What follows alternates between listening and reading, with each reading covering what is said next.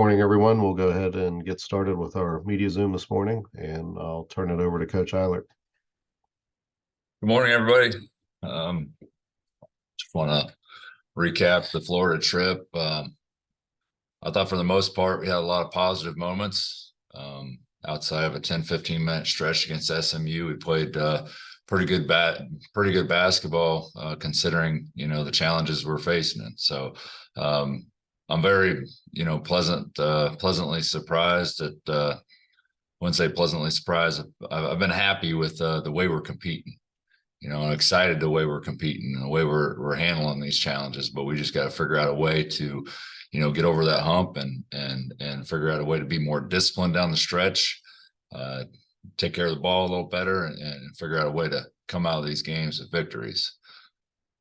So I've been very encouraged with the way we competed the last couple games, and, certainly not the outcome we had in mind in terms of, coming out of a 2-game stretch in Florida, but it is what it is at this point. We're 2-3. Now we got to move forward with 4 games at home and take advantage of our home stretch. Yesterday we had to take the day off and due to NCAA rules. So we took that day off. We spent some time as a team together and, had a nice meal and even went bowling and spent some time together. And you could tell that the guys needed a day off. I believe I got in bed at 4 a.m., coming back from Florida. So travel's never easy and never seems to be. Everything seemed to be delayed, and we had to fly in and out of Pittsburgh rather than Clarksburg. So got us in a little bit late and got in bed by about 4. So everybody slept in yesterday, and yesterday afternoon we spent some time together, did some bowling, and got a good night's sleep last night. So we're going back to work today, focusing on Bellarmine and focusing on them today and tomorrow, and getting ready to take on a good solid basketball team that's coached very well on Sunday afternoon. So excited to have the next 4 games at home. Really need Mountaineer Nation to back us and support us and show up and give us that energy that we need to get over the hump and get going in a positive direction. And I think we will, but we could use some help from our the loyal supporters that continue to back us and support us. And even in Florida, we had a really good contingent of fans that showed up and were loud and proud and gave us all that support. So with this homestand, we're really going to need that support behind us and to pick up our energy, especially with shorthanded roster, to be able to lay it out on the line every single possession. It's going to be extremely important. And back to Bellarmine, very well coached team, a team that presents so many. Each team presents different challenges. Bellarmine has a group that it seems to be that, that they all can shoot it. They all take care of the ball. They move the ball efficient. They keep it moving. They very, very rarely do you ever see a ball screen, but they really play well together. A team that's veteran led has got 9 returning lettermen, 4 starters. So they got a lot of a cohesive group, and probably not the most athletic group, but the very cohesive group that can give you challenges on the defensive end. So open it up to questions. Questions for Coach? Go ahead and unmute yourself, and go ahead, Justin. Coach, who won the bowling match? It certainly wasn't me. I was doing a lot of experimentation with some spins and whatnot. So I took an L to my son. I know that. And I had to pay him some cash on the side because, you get to a point where they're old enough to beat you. And that's a hit on your old ego. So that's right. Yeah. I took an L to my son, but it seemed like everybody was having a good time in their respective lanes, and I'm excited to see everybody, come together and do some things outside of basketball. And even Coach DeMar had a lot of family in town. So he, after we got done eating there, at Kegler's together, he had a bunch of them over to his house. So it was a good day for everybody to, get a good night's sleep in after the late return. And the fact that, everybody slept probably till noon or later, it sounds like, and we spent the afternoon together and hopefully got a great night's sleep last night, and now we're, in the weight room and grinding in the weight room and preparing for Bellarmine. Hey, the question I want to ask about Bellarmine, I mean, you've dealt with scheduling directly for like the last 4 or 5 years at least, probably, Yeah. right? Yeah. With what Coach Davenport does there with his non-conference schedule, if you're a Power Five team, does it take anything more than a phone call to schedule them? They're one of those teams that nobody really wants to play. And like even going back to the Missouri State game, and the first thing that Dana had to say to me was thank you. He said, thank you for playing us. We can't get anybody to play us. And some of these teams that a lot of the Power Five schools do really shy away from playing because they can cause a lot of problems for certain teams. And we've never really been a team to shy away from competition or shy away from those teams that can help you with your resume come March. So that's the type of approach we've had scheduling. So whether we change that approach moving forward, it all depends on how settled in we get with our roster and moving forward in terms of our growth. So certainly I probably would have scheduled a little differently knowing our circumstances. Right. And going into this season with all the challenges and 3 starters down and playing a short bench, I would have scheduled a heck of a lot different knowing that. But that's where we're at, and it's nobody's fault. Within our program right now, we're just trying to get through this stretch and with minimal damage, so we can get back to as much as a full strength roster as we possibly can, given our circumstances. When you look at their schedule, Bellarmine's schedule, what's your reaction? I mean, they've already played K-State and Washington. I think they got a trip to Utah coming up, a trip to BYU, play you guys. I think there's another Power Five team on there somewhere too. Well, Louisville, I think they play Louisville, maybe. so many of these teams, they're playing for March. Yeah.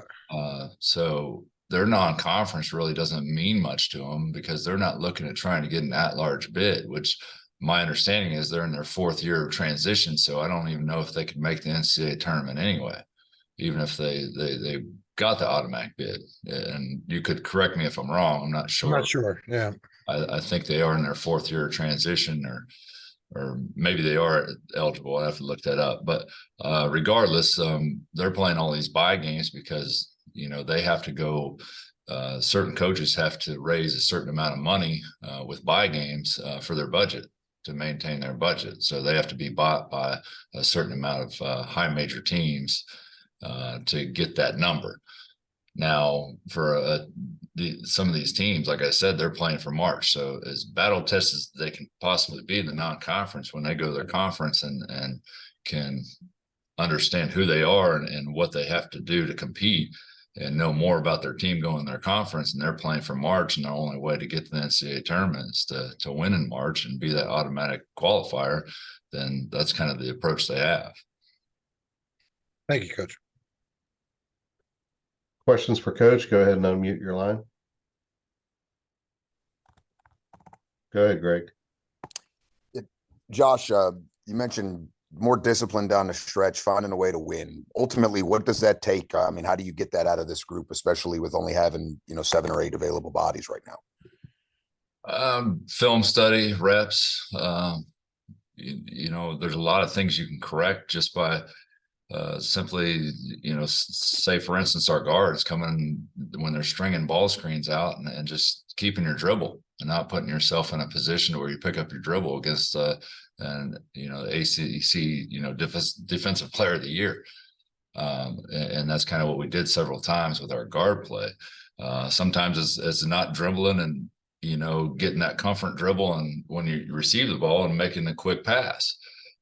So we're making some mistakes from that end to where if we just think of things differently and approach things differently and handle, and a lot of these guys are put in positions they've never been put in before. So they're trying to get that comfort level. So the more we can rep it, the more we can show them on film. Some of them very simple things to clean up, but it's gotta register, with them and their basketball IQ before we can clean it up.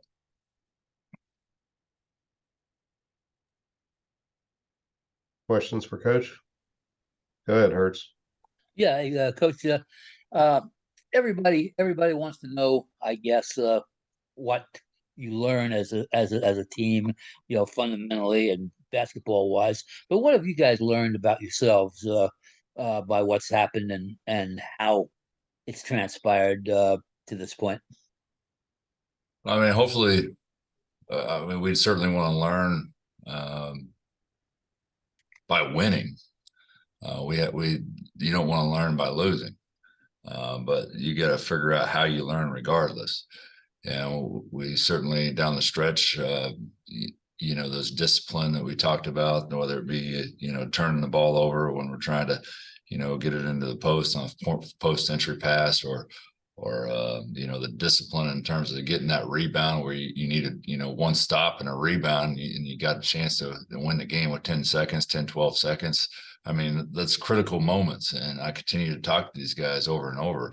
This is a possession game. We have very, very little margin for error given our circumstances. So every single possession has to be a complete battle. And you got to understand that possession might be the possession that changes the game. So I credit to the guys for how much they've grown over the last 5 games. But regardless of saying that, we're 2-3. We're 2-3. So we got to figure out how we even continue to grow even further until we can get some help to where we're more of a complete team. Seems to me that possibly, shall we say, getting consistency. I mean, you've had Seth playing spurts, and you've had as hard and as good as Edwards has played. There's been moments where he hasn't. A part of that's obviously due to being tired, but part of it's also, just a lack of consistency, I guess, is the way you put it. Yeah, and we can't get too one-dimensional by any means. We have to throw it into the post, and we have to utilize Jesse because he is, our bread and butter in a lot of ways. But we got to make shots, surrounding him, and we got to get those guys confident. And I had that deep conversation with them at halftime. I looked down the stat line, and all of our shooters were over, and I'm like, guys. I mean, you got to understand, you guys are shooters. You're in there to play a role. You got to play a lot of roles, but the main role is you got to make shots. Step up there with confidence and make shots. Nobody's trying to tell you not to shoot the ball. We want to take good shots, certainly, and we want to take shots at our offense, but we can't be the ones that are creating those things off the bounce. We got to create it for one another. And I tried to instill as much confidence as I could, especially with Seth and Kobe and Josiah had a rough game, never did see one fall. But those guys got to figure out, where their shots are coming from and what's a good shot, what's a bad shot. And I think they know, but I think at this point, sometimes we've crippled them a little bit with, hounding them like, play with your instinct. At the end of the day, I need you to play with instinct. You're a shooter. Don't question a shot. If it's an open shot, you take it. Back to Justin. Hey, Coach, I got a 2-part question here, and they're both kind of focused on the roster here. Obviously, the challenge is shorthanded. And 4 games, you're getting back Kerr, which obviously helps. But in your opinion, though, I mean, there are still shorthanded challenges to face even when he comes back, isn't there? Yes, there's plenty of challenges still, and I'm not entirely, I haven't lost all hope for Raekwon. I still think there's a possibility to see Raekwon. So I hope that things change in that regard. So I'm an optimistic person. So I see down the road that we got help with Kerr, definitely. Maybe some of these tests and things that are going on with the cook can give us, an opportunity to see him back on the floor at some form or fashion. So we're trying to figure that out in the meantime. And Raekwon's situation is certainly not dead. So yeah, I mean, I hope that the only thing I do know right now is Kerr's coming back for 4 games. does that entirely help our depth? It doesn't hurt anything whatsoever to have a point guard out Sure, there to help sure. distribute. I think we're going to get a heck of a lot better shots, and he's going to create us a lot better shots. And that's no knock on Kobe. Kobe's done an extremely a great job given his circumstances, and so.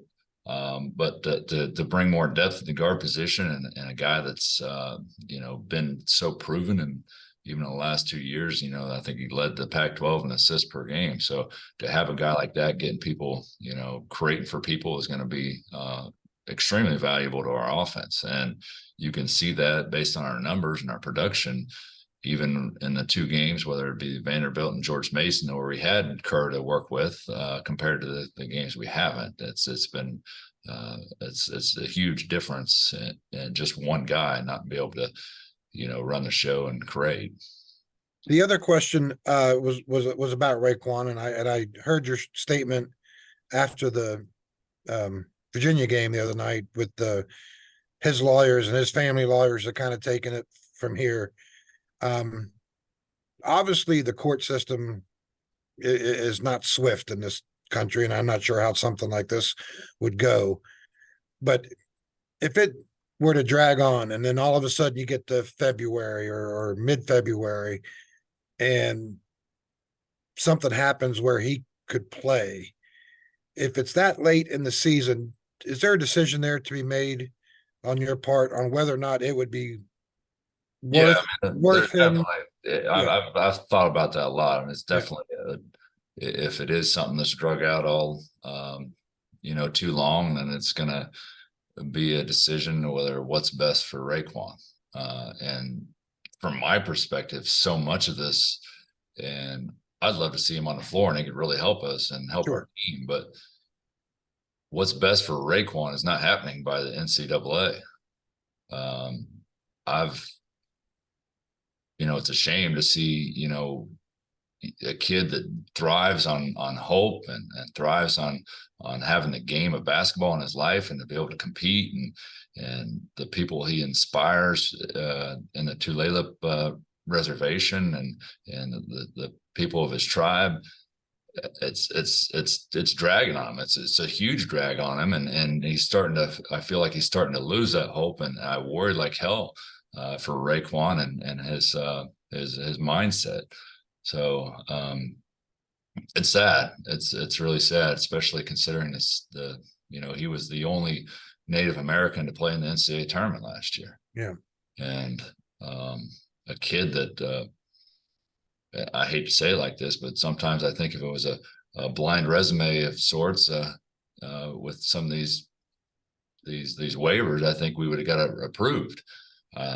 But it's just a shame. It's a complete shame for, talk about the wellness and of a student athlete. And I don't think they've at one point denied the fact that we have a mental health situation in this regard, and the fact that we still denied it, or the NCAA denied it twice, is a crying shame, if you ask me. So if it does drag out, I mean, I'm guessing you have a certain date or a point in your mind where it wouldn't make sense, even if you were clear. That would be a decision I'd have to make with Raekwon in terms of doing the best by him. And right now, I just worry about his headspace, and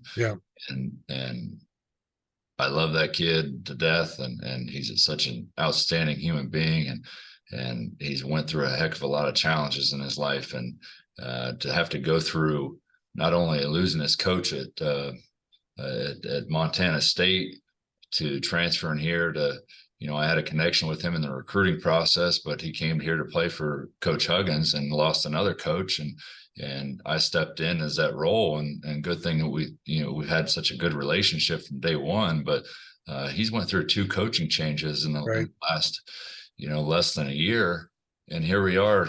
I mean, we're not denying the fact that he has a mental health issue, but we're still denying him the possibility to taking basketball out of his life for a year. It just doesn't make sense to me. And one last thing with the shorthanded roster. I mean, it's one thing for you guys to talk about it, and for us to ask you questions about it, and you can, obviously everyone can do math. The SMU game, though, was really kind of the first game where it probably felt uh, like a shorthanded kind of roster. I'm just kind of wondering, what were the reactions after that game? I'm sure everyone was tired and that kind of thing, but and then moving forward, I mean, shorthanded is kind of going to be the topic of discussion, for the rest of the year almost. How after that SMU game, how do you deal with it now moving forward? Well, first and foremost, I hope our guys understand, and we've talked about it before. The only person that's played big minutes in their career has been Jesse Edwards. So looking back now, Seth has played big minutes now for 5 games. Yeah, Kobe has, Josiah has. Hopefully we get ourselves more accustomed to playing these big minutes to where we feel like we're more comfortable with the rotation and the role we're in.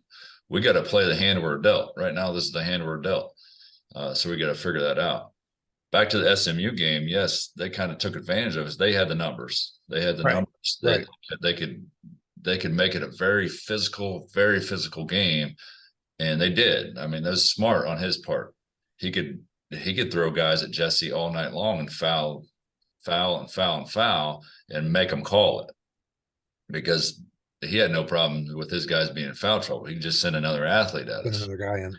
Now, where it really came into play, and I could have probably done better job from a coaching perspective, was in that second half when we were breaking the press, which, hindsight's 2020. Had we, back some of those, disadvantage or advantage situations where we got numbers and we broke the press rather than attack, we maybe probably should have pulled it out and ran some offense and slowed it down.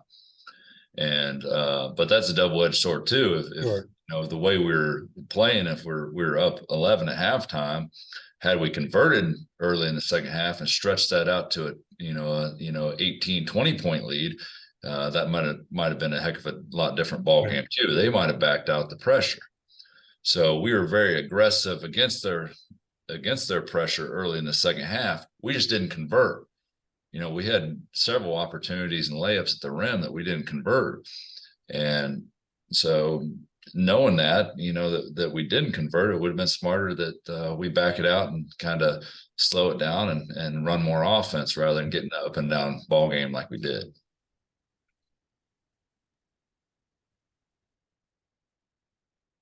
Coach, I think that's all the time we have for today. I appreciate your time today, and thanks to everyone for calling in. Thank you.